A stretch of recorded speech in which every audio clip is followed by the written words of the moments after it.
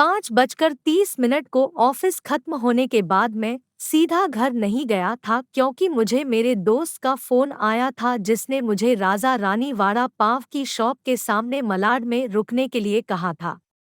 उसे कुछ शॉपिंग करनी थी इसलिए उसने कहा था तुम रुकना साथ में जाएंगे। हम दोनों हमेशा एक साथ की शॉपिंग करने जाते थे। उस शॉप के पास पार्किंग के लिए पेरेल्ली कुछ लोहे के एंगल लगाए हुए थे। मैं उन्हीं पर चढ़कर बैठ गया और अपने दोस्त का इंतजार करने लगा। एक 70 से 72 साल का बुजुर्ग आदमी, आंखों पर मोटे कांच वाले चश्मे, मेले धोती और कुर्ता पहने मेरे पास आया क्योंकि मैं लोहे के एंगल्स पर 3 से 4 फुट ऊंचाई पर बैठा था। उसने मेरे घुटनों को छुआ और बोला, बेटा एक वड़ा पाव खरीद कर दे दोगे तो बहुत अच्छा होगा, बहुत ज्यादा भूख लगी है। मैंने जब उस बूढ़े आदमी की तरफ देखा तो वह मुझे रोजाना दिख रहे भिखारियों में से नहीं लगे। उन्हें देखकर ऐसा भी नहीं लग रहा था कि वह हर दिन भीख मांगते होंगे। ऐसे अचानक किसी बुजुर्ग ने मेरे पैरों को हाथ लगाया तो मुझे बहुत अजीब महसूस हुआ। मैं तुरंत एंगल से कूदकर नीचे खड़ा हो गया। मैंने अपने जेब में हाथ डाला और 50 रुपए निकालकर उस बुजुर्ग को देते हुए कहा, अंकल आपको भूख लगी है तो यह लीजिए 50 रुपए, कुछ खा लीजिए। बुजुर्ग ने कहा, नहीं बेटा पैसे मत दो, बस एक वड़ा पाव लाकर दे दो, उतना बस है मेरे लिए। ठीक है, मैं ला कर देता हूँ, आप यहीं बैठिए कहकर मैं राजा रानी वड़ा पाव की दुकान में गया और एक वड़ा पाव खरीद कर लाया और बुजुर्ग को खाने के लिए दिया। बुजुर्ग नीचे बैठकर वड़ा पाव खाने लगे। मेरी तरफ देखकर वह बोले, ऊपर मत बैठो गिर जाओगे, यहाँ बैठो, मेरे पास कोई साथ बैठेगा तो मुझे भी दो निवाले अच्छे से खा जाएंगे। मैं उनका कहना टाल नहीं पाया और उनके साथ ही बैठ गया। फिर मैंने ऐसे ही उनसे सवाल करना शुरू किया, कहाँ से आए हैं, कहाँ जाएंगे, किससे मिलने आए हैं, वगैरह वगैरह। मैं मैं नागपुर से आया हूँ, एक छोटे से गांव में रहता हूँ। यहाँ मुंबई में मेरा तुम्हारे जितनी उम्र का एक बेटा है, एक बड़ी कंपनी में इंजीनियर है, उससे मिलने आया हूँ।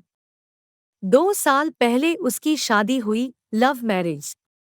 बहू पढ़ी लिखी है, नए विचारों वाली।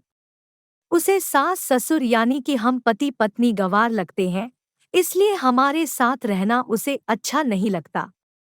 इसलिए बेटा अब अलग रहता है, यही मुंबई में 2 सालों से। परसों मेरे इस मोबाइल पर उसका फोन आया था, कह रहा था अमेरिका में नौकरी मिली है, उसे बीवी को लेकर जा रहा है अमेरिका 10 साल के लिए। यहाँ मुंबई में था तो 6 महीने में एक बार आता था, हम बूढ़े बूढ़ी को मिलने के लिए। अब इतने दूर परदेश जा रहा है, एक बार मिलने के लिए आओ बोला तो अब समय नहीं बचा है, परसों फ्लाइट में बैठकर जाना है कहता है। अब 10 साल के लिए जा रहा है, पता नहीं तब तक हम जिएंगे या मरेंगे, इसलिए सोचा खुद ही जाकर उसे मिल लेता हूँ। कल शाम से एयरपोर्ट को ढूंढ रहा हूँ लेकिन यहाँ के लोग कहते हैं कि इस एरिया में एयरपोर्ट है ही नहीं। बुजुर्ग ने एड्रेस वाली चिट्ठी मेरे हाथ में देते हुए कहा। उनकी बात सुनकर मैंने कहा, लोग सच कह रहे हैं, एयरपोर्ट यहाँ नहीं है, सांता क्रूज में है। बुजुर्ग ने मेरी तरफ देखकर कहा, लेकिन परसों जब बेटे का फोन आया था तो उसने यही पता लिखवाया था मुझे। लगता है यह फोन भी खराब हो गया है, फोन ही नहीं आ रहा है बेटे का। मैंने बताया था उसको कि मैं उससे मिलने आ रहा हूँ मुंबई, कहते हुए बुजुर्ग ने मोबाइल मुझे देखने के लिए दिया। अब मेरे एक हाथ में चिट्ठी और एक हाथ में मोबाइल था। मैंने मोबाइल का बटन दबाकर देखे, मोबाइल अच्छे से चल रहा था और मोबाइल में नेटवर्क भी पूरी तरह से आ रहा था। मैंने उनसे पूछा, आपने नहीं लगा के देखा फोन? बेटे को मुझे कहाँ लगाना आता है बेटा फोन, कोई फोन करता है तो उठा लेता हूँ बस, उन्होंने कहा। मैंने रिसीव कॉल में जाकर कर आखिरी आए नंबर पर कॉल किया। 2 रिंग्स बजने के बाद कॉल कट कर दिया गया। फिर मैंने एड्रेस की चिट्ठी खोलकर देखी।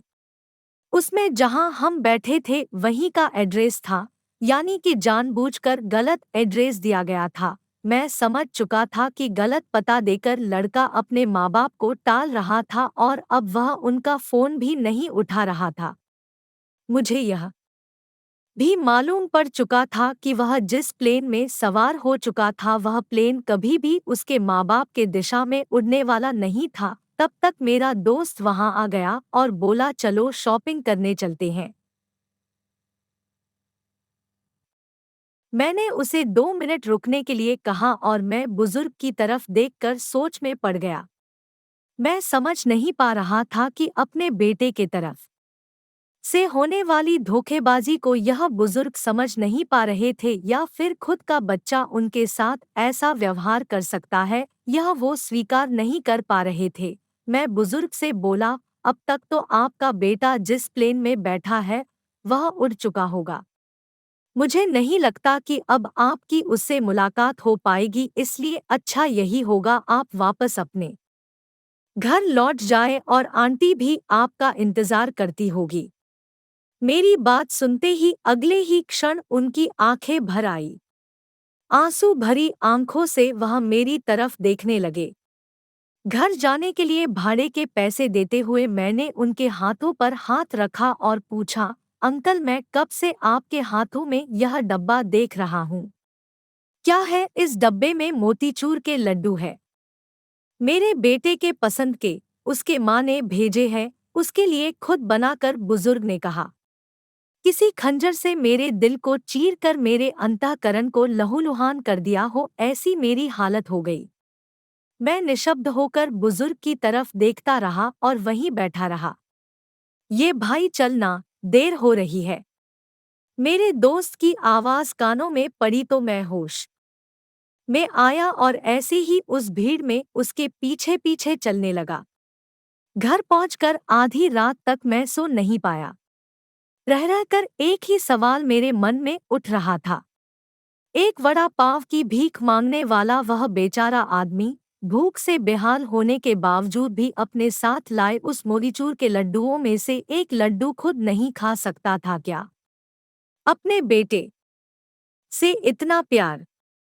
दोस्तों, अगर आपको यह कहानी पसंद आई हो तो हमारे चैनल को सब्सक्राइब करें, लाइक करें और अपने परिवार के साथ शेयर करें और बेल आइकॉन भी ऑन रखें जिससे हमारी कहानी आपके पास आए।